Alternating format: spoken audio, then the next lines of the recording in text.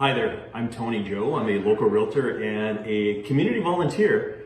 I'm also the host of the Whole Home Show on CFAX 1070 weekends and the Canadian Pledge host for KCTS 9, Seattle's PBS station. But I'm most commonly known as Charlene Thornton Joe's little cousin. And today I will be reading Red Butterfly, How a Princess Smuggled the Secret of Silk Out of China by Deborah Noyes and illustrated by Sophie Blackall.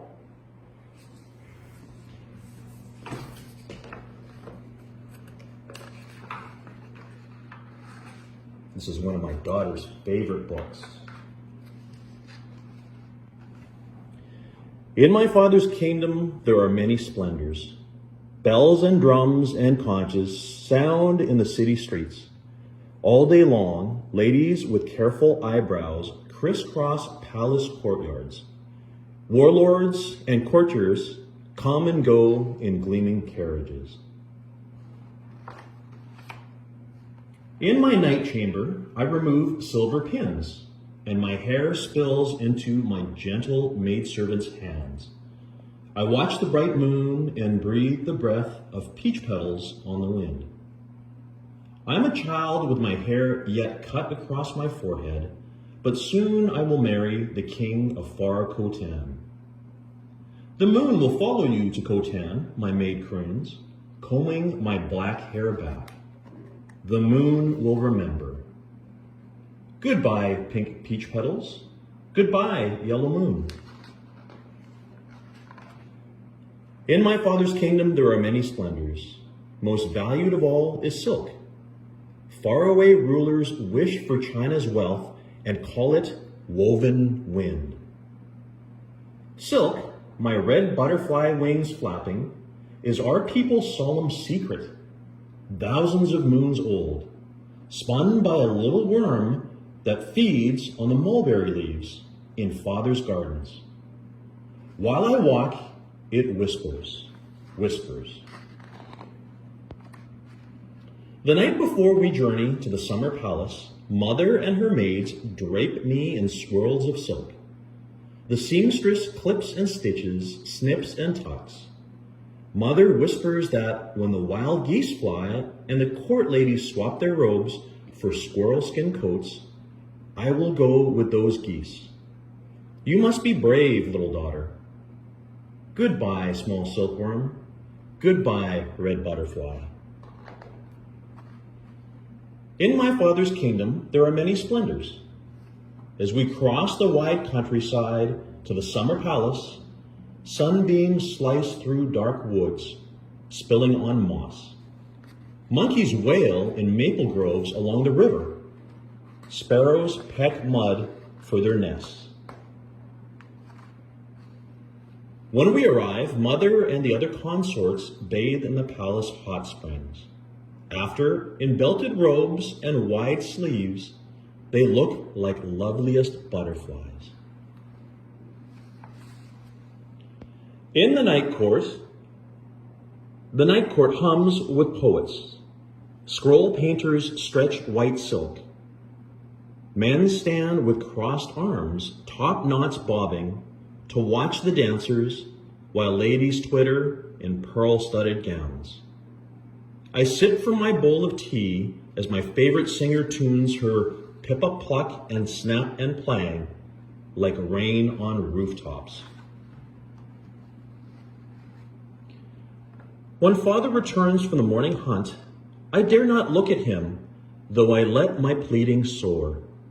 But Father, is not Khotan very far in the dry, hot desert? Your bridegroom rules a green oasis in the sand, my daughter.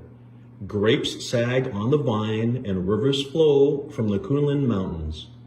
Camels and caravans pass to the west, bearing bright goods. I do not wish to leave your honored home.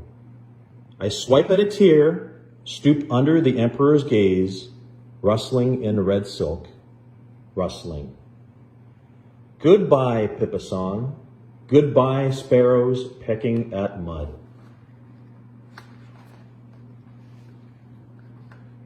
In my Father's kingdom there are many splendors. But on the night we return to the walled city, my littlest brother, a shadow behind the screen, plays for me his simple flute, made from the bone of a red-crowned crane.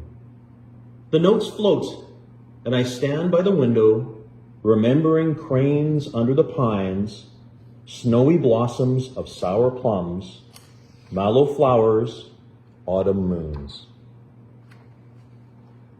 What if I pass the mountains and there is only sand forevermore? I would give every silver hairpin, every jade carving and gold ornament for one brush of southern mist, one windy silken promise that home be with me always. Goodbye, red-crowned crane. Goodbye, sour plums. In my Father's kingdom, there are many splendors. Will it matter so much if I take just one away with me to far Cotan? My maidservant lowers her eyes. It is a crime.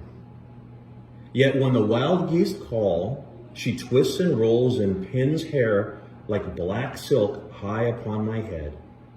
She weaves within like secrets on the wind, tiny worms spinning their busy homes. We hide also the seeds of the mulberry tree. We plant them in the soil of me. The moon will remember. She kisses my forehead. Now go and be a queen. Goodbye, princess. With my sedan chair ringed by matchmakers and lantern bearers, I pray to the gods and our honorable ancestors. Father and mother smile, but their smiles dazzle like the sun, and I look away.